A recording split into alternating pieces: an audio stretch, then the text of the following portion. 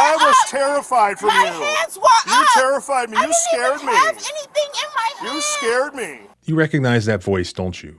This woman was unlucky enough to get pulled over by this guy who may be Michigan's worst police officer. Lieutenant Furman, Melvindale Police Department. I'm our traffic enforcement officer. Lose the attitude and do as you're instructed. I don't understand. I didn't even do anything. I'll be at EBT school parking. Who I just featured in a video only 2 months ago.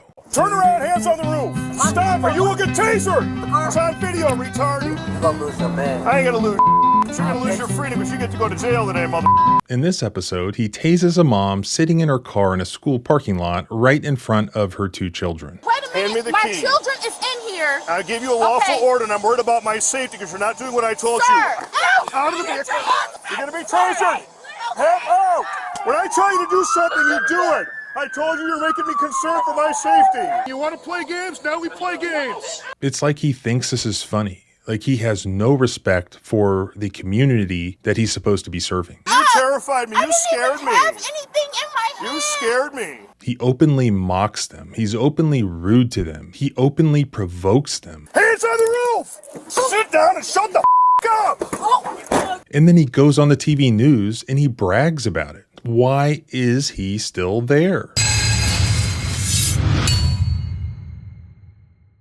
Rarely do I have the luxury of taking time off for lunch, and when I do, I just don't want to because there's so much to get done. There's only so many hours in the day. And that's why I love Factor, the sponsor of today's video. Factor delivers chef-crafted meals right to your door, no prep, no mess, just heat and eat. With Factor meals, I just grab them out of the office fridge, poke a couple of holes in the plastic, and put it in the microwave for 2 minutes. Boom, done. I have a healthy and delicious lunch in no time, and then I can get back to doing other things. From keto to vegan, Factor's got your dietary needs covered. Factor is flexible. Change your order up every week with plans from 4 to 18 meals per week, or pause or reschedule your deliveries anytime. Great food ready in just 2 minutes. Why spend hours in the kitchen when you can enjoy gourmet food in just minutes? Factor's meals are more than food, they're freedom. The freedom to spend your time on other things. Get out of the overpriced takeout cycle. Factor is cheaper and way more delicious. Every time Factor sponsors one of my videos, my friends and family will use that link because the food is actually really good. But anyone can use it. In fact, here it is. Use my link now to get 50% off and free shipping on your first Factor box. Click the link in the description or scan the QR code with your phone. Now let's get back to the video. He may be the most controversial police officer in his city. And tonight, the 7 investigators reveal what could be his most controversial stop yet. Throughout his career, Lieutenant Matthew Furman has been accused of crossing the line. Officer Furman was a feared man. He came from Melvindale, Michigan. Why do you think that throughout your career you have continued to be accused of excessive force? You will not get up without our permission. Man, I gotta sit the Do you have the temperament to be a police officer?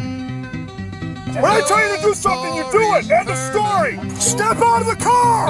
Turn around. Hands on the hood. Hands on the roof. Sit down and shut the up. Okay, maybe it's impossible to pretend like we don't know who this guy is. Even the TV news up there calls him the most infamous cop in that area. I mean, hell, I would extend that well beyond that area. This has got to be one of the worst cops I've ever covered. In his 12 years on the job, this Melvindale, Michigan police officer has been suspended, criminally charged, fired, and then brought back. The defendant used coarse language, threw a food bowl across a kitchen. He escalates everything. Even the mayor, his own boss, admitted that. Do you think he understands de-escalation?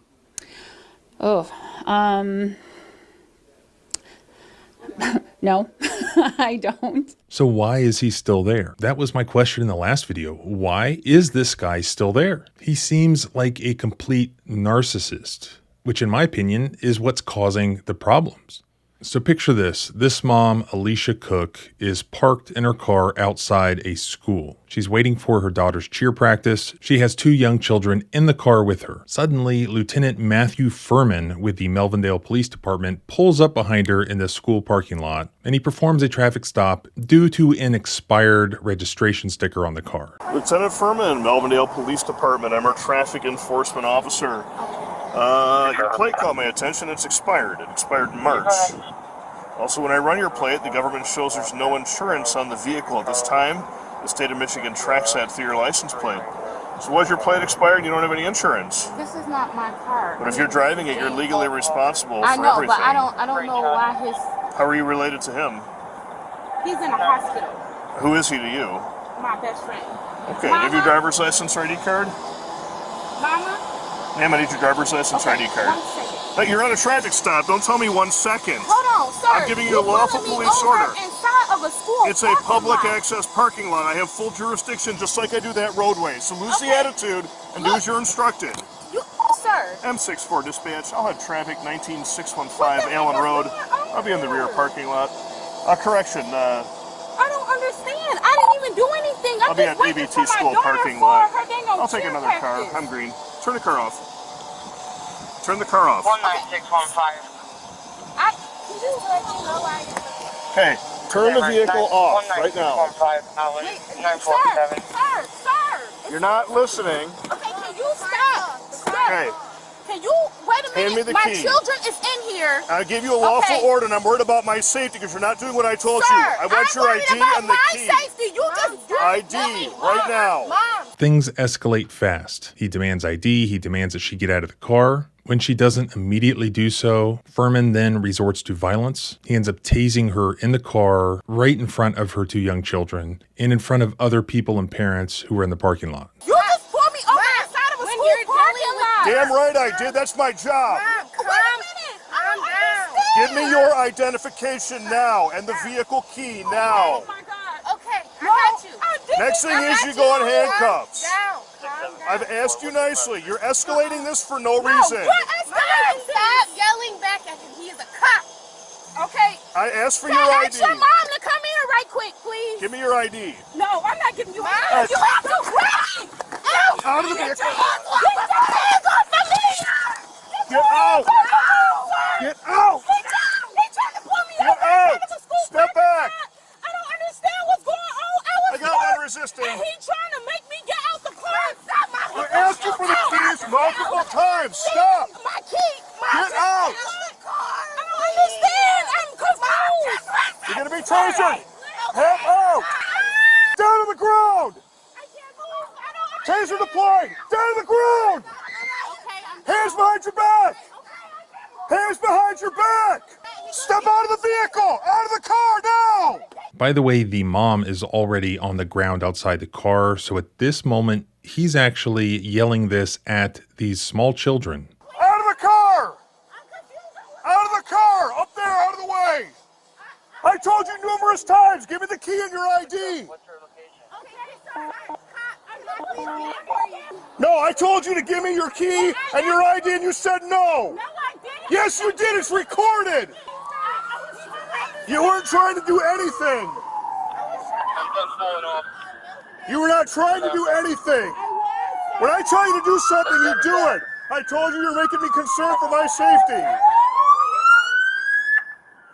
I told you I'm concerned for my safety. I told you to get out. I told you to hand me the key. I told you to give her ID. You refused everything. You refused everything. You want to play games? Now we play games.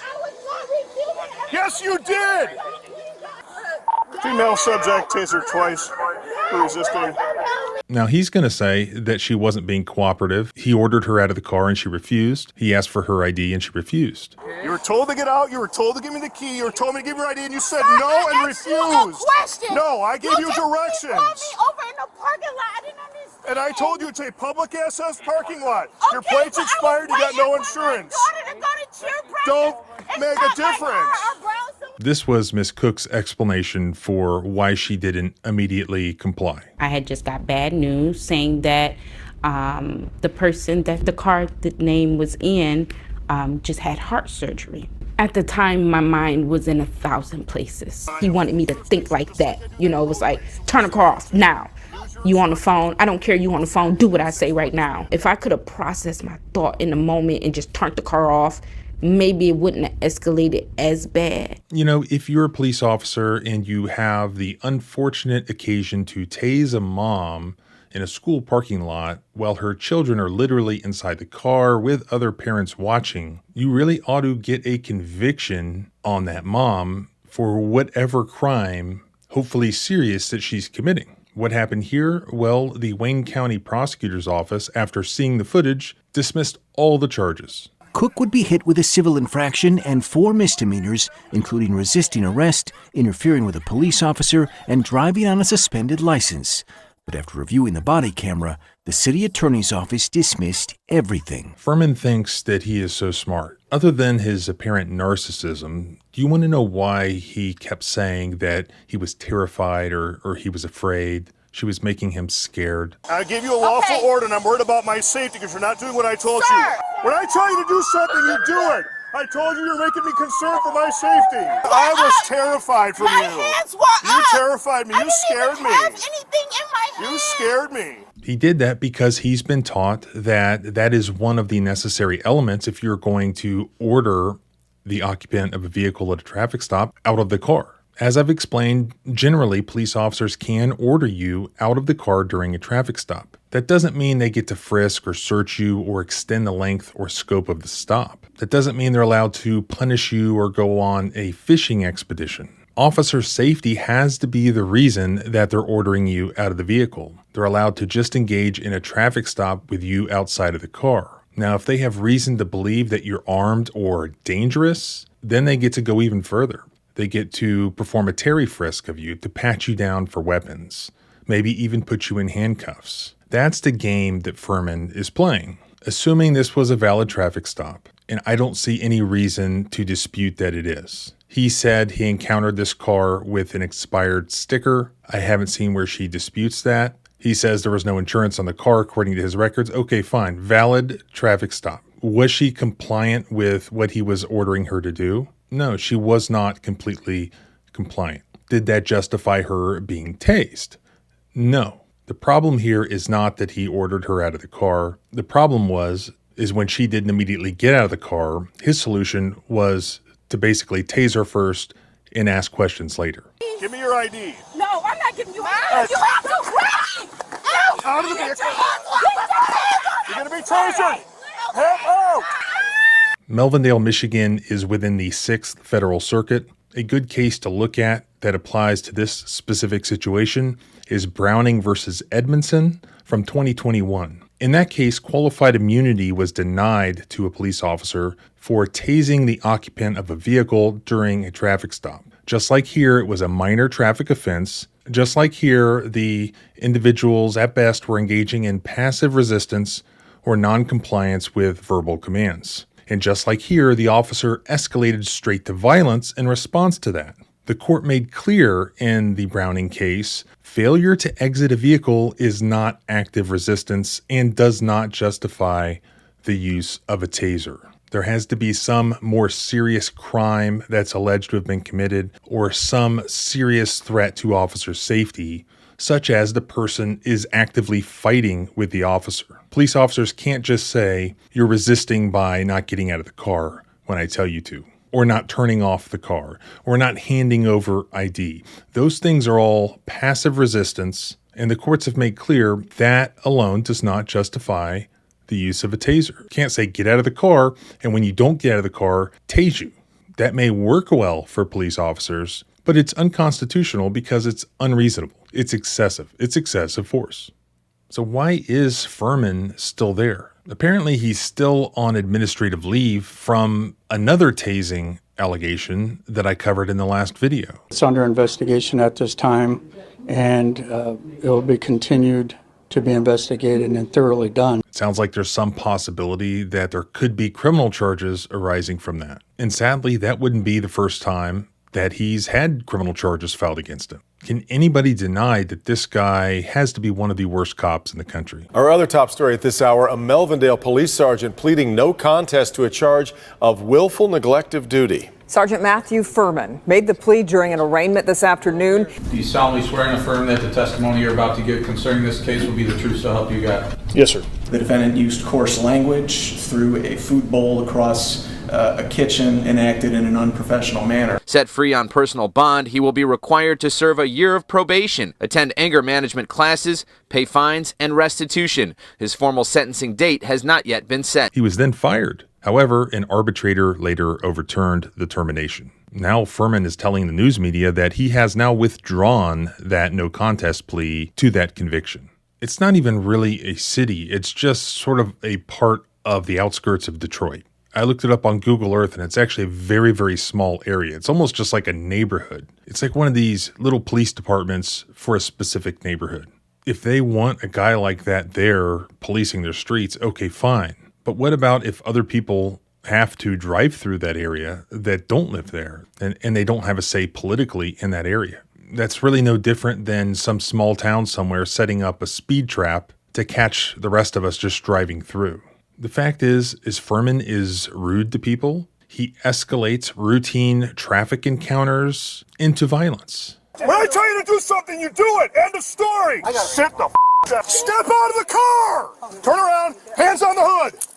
Hands on the roof. Sit down and shut the up. It's completely unnecessary. This guy is a threat to the public safety, in my opinion. Why is he still there? Get rid of him already.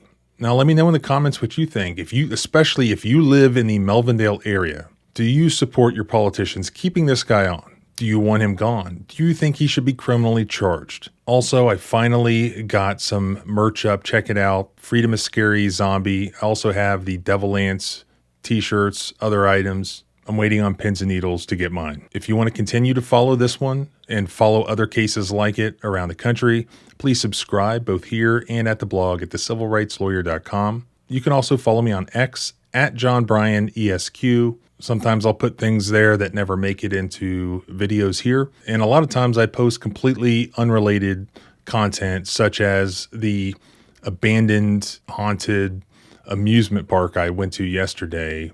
That's been the site of all sorts of things throughout the years. Remember, our rights don't end where your fear begins. Freedom is scary. Deal with it.